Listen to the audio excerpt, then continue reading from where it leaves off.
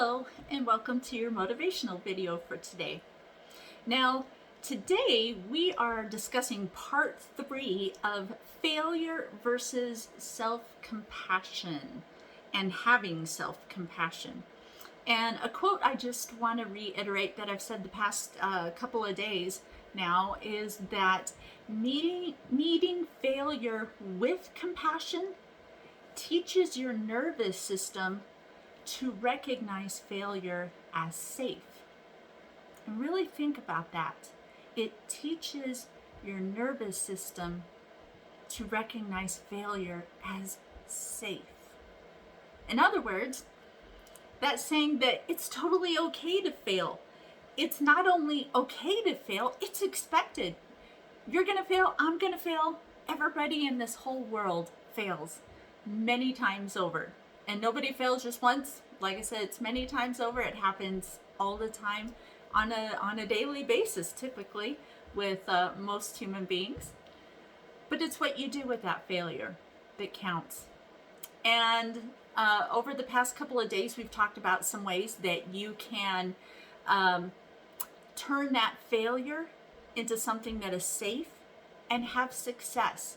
And the first way that we mentioned was being mindful, being aware of what's happening both in your body, both around you, whether that's hearing, seeing, sensing, anything that's going on around you, and really taking in that present moment, being mindful and aware.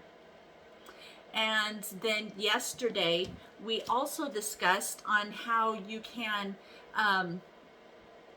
just realize that failure is a part of life. It is a common humanity thing. Everybody experiences failure. And you have to realize that that failure is not just something that belongs only to you. It's not only your suffering, but other people suffer as well. And so realize, and when we have that time of failure, most of the time people like to shrink away. They like to go off by themselves and hide out of shame. But, step into that failure, own it. Be okay with failing. And then today I want to address a third issue, which is practice self-kindness. And when you have self-kindness and recognize that you do make mistakes, they are going to happen, how do you talk to yourself? Do you just beat yourself over the head and say how stupid you are, that, only an idiot would make a silly mistake like that? Or do you stop and say, well, okay, that's something that I now know that I'm learning. And just treating yourself with kindness, the same kindness that you would have for other people. I mean, typically we're more gracious and kind with others than we are with ourselves. I mean, we're our own worst critics. So have that self-kindness. Sometimes when you go through stressful times, ways that you can treat yourself with self-kindness, just some thoughts that I had is putting like a gentle and caring hand over your heart. That helps. Sometimes just sitting down, having a hot cup of tea, herbal tea, something like that. I love herbal teas. Something soothing, relaxing. I've actually been going through a bit of a stressful time myself, so something that I went and did just today, I went and got my hair cut and went and got it done. Something I hadn't done in a long time, and yet I felt like that I needed to do something for myself. And that is an act of self-kindness, having those moments where it's okay to step away and do something just for yourself.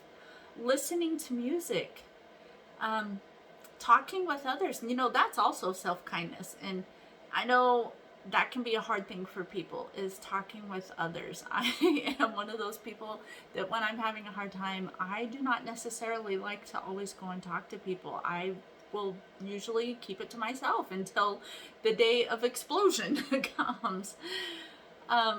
But just going and talking to somebody a lot of times takes a lot of the pressure and the stress off, and you can replace that adrenaline with a more positive chemical that's not self-damaging like adrenaline can be when it just sits in your system all the time and it never has a way of getting out, because adrenaline's meant to give you a burst of energy that you use short term, not long term.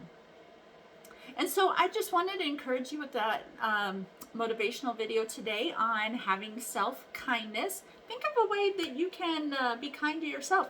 And one way is you're already being kind to yourself by being a non-smoker. And that's an amazing thing that you're doing. But what's a way that you can also be kind to yourself when you're going through stressful, difficult times? And I'll see you tomorrow for your next motivational video.